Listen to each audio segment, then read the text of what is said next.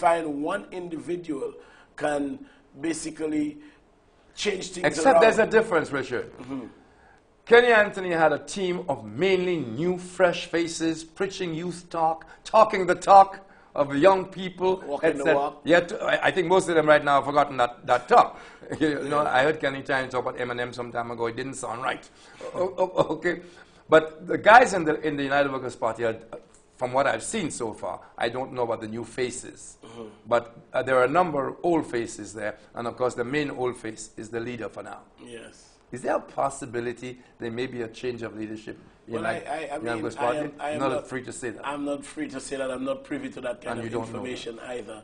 But what I can tell you, Rick, given the situation in St. Lucia at this point, given the mood of the electorate, we would have to canvass whatever forces that we have to ensure that whatever was done in '97 can be returned with grace to the St. Lucia Labour Party. Do you think your victory, two things, might inspire a whole new thinking for independence? No, not necessarily independence alone, Rick, but you find there are loads of intelligent young men and women out there, but they lack the courage to come out publicly and make such pronouncements, pronouncements of allegiance, especially with an establishment that is in opposition. I mean, it's a risk that you have to take, and you must be... And you think your thing might have an effect on that? Oh, certainly, Rick. I know of persons who wanted to get in. I got a call today from a young man, and he said, look, Richard, boy,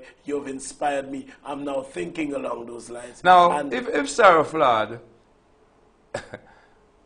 You realize, of course, it is Sarah Flood who created this whole thing. It's not just a meme, but Sarah Flood created something that obviously Kenny Anthony did not take into account. She created an election mood ahead of a time when Kenny was ready for an election. And even when she created the mood, because I still, especially now, I figure Kenny would have done himself the best deal had he stayed out of this campaign.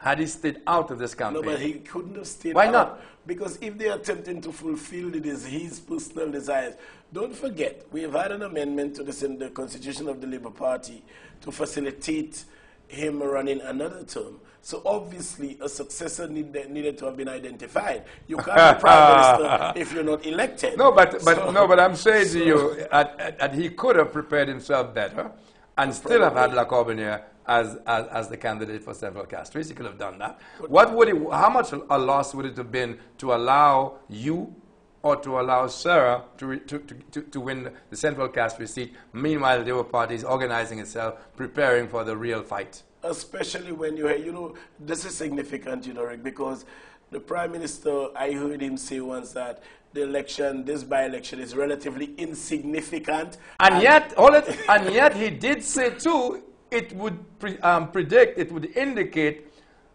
the result of the general elections. He also said that. But now they're moving away from both of those statements, and they're saying, look, they've given us new life. We now have to go back to the drawing board to do what? If they've drawn everything they could have possibly drawn, as far as I'm concerned. Well, I touched on that already. Yeah. There's only one thing on that drawing board. What's that? And I suspect they've already made up their minds. They're not going to look at it. What's that? They're going to the drawing board with everything open except one point, the possibility that the problem may be Kenny Anthony. That's not under consideration. But do you think that the Labour Party is prepared to dispense with Kenny Anthony at this point? Of course not. Precisely. No, but I'll tell you what I think. I think there are I could call names, but I won't. It's not fair. There are lead people in the Labour Party, given a choice, would dump Kenny Anthony.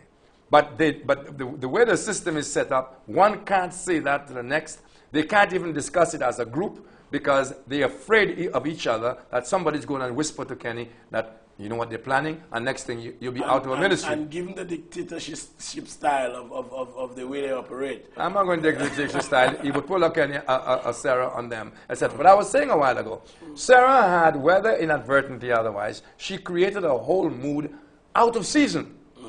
So that now it's only a short time, no matter how you look at it, between now and the general election. I'll tell you the truth. I believe what even injected more enthusiasm into that mood was my entrance into the political arena. What is amazing, Rick, when I went to be nominated, I saw Le Corbusier, with a high-powered delegation. Oh, yeah. The Prime Minister, Philip J. Pierre, yes. Tom Walcott. Tom who? Tom, Who's that? I mean, who's that? Who is Tom Walcott? Oh, that one. Yeah. Go on. Yeah. Go on. Even on election day, to my amazement, all the ministers, literally all of them, were out of office, on the road, working as hard as they possibly can to ensure that they secure a victory, because they know that this election, this by-election, is the key to the result of the general elections. Okay, now what are the immediate plans, DWP and whatnot? At this juncture, I'm not sure, and I'm not at liberty to say anything now. But you will be the candidate. Put it this way, highly likely. It is likely. Highly likely. It's highly likely. Yeah. I see you've learned from the last time you were on the show. so now it's highly likely. Yes. Okay. Are we about to start seeing some serious public meetings and so on and so on? Oh, definitely, Rick. The work has just begun, Rick. The work has just begun. I mean, you look at Castries Central. If you look at our economy, once depended solely on bananas, the banana industry. As a matter of fact, I went to school with in full confidence that banana